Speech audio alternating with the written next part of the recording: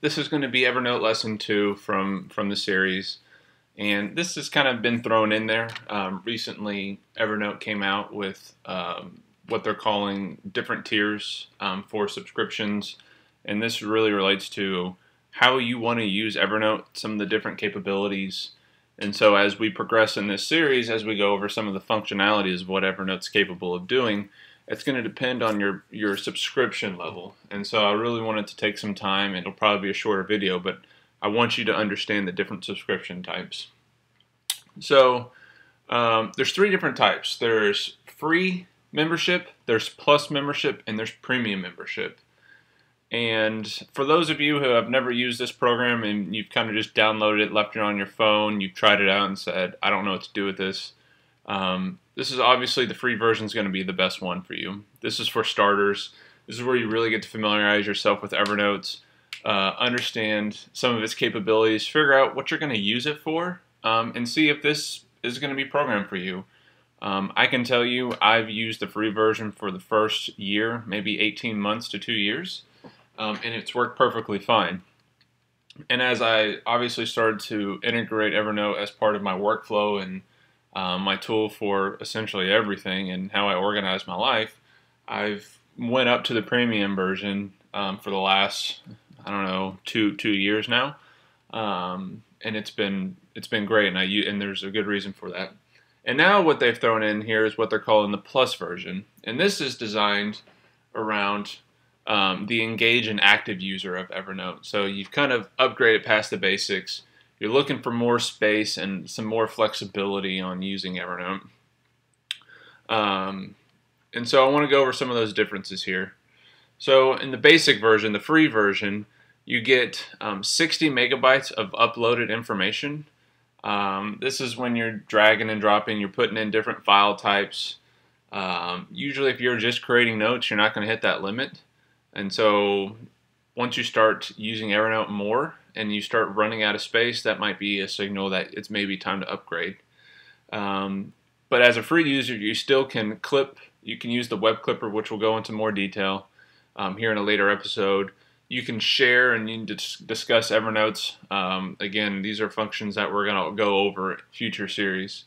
And you can still sync your data across all platforms, which includes your phone, your computer, tablets, or anything else, even the web version.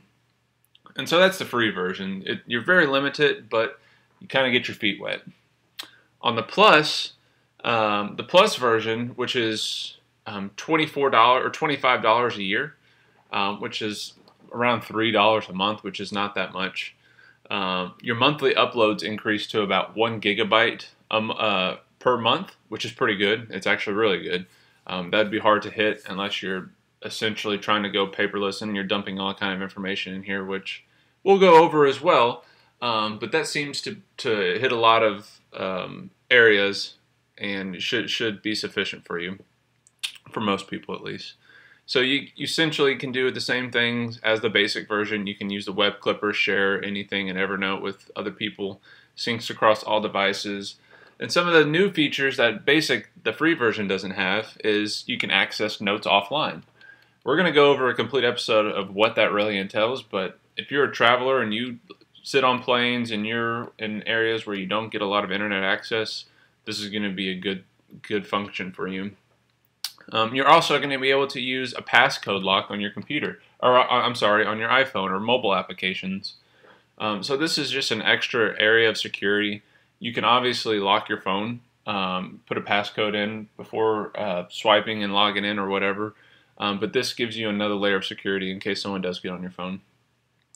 And last, you can save emails into Evernote. This is a pretty neat function as well. The web clipper works just as good. You can get a little bit more advanced with automating emails directly into your Evernote account, which you can use for blogging, and you can send them directly into your Evernote email, which again we'll go over in a later episode. So that's the plus version. The premium version, which is $50 a year, which is what I use, and it turns out to be about a little less than $5 a month. You have everything that the plus version just said. So everything that I mentioned before, you get all that. But you get unlimited monthly uploads. And so if you have a whole bunch of data that you're trying to get into your Evernote account, I almost recommend doing a month worth of premium and then maybe dropping back down to plus, depending on what you're using it for. And that way you can just literally upload every single document, schoolwork, old files that you have, rather than doing it on a monthly and being capped on space. So beyond just having the monthly uploads, there's a lot of other things you get to do in premium.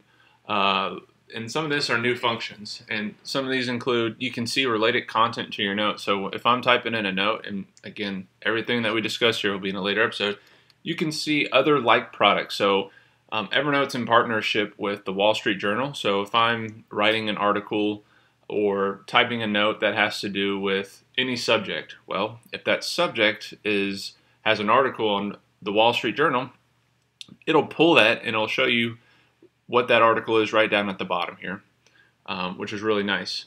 And it also will show you other related notes when you're talking that, when you're, whatever notes you're in there.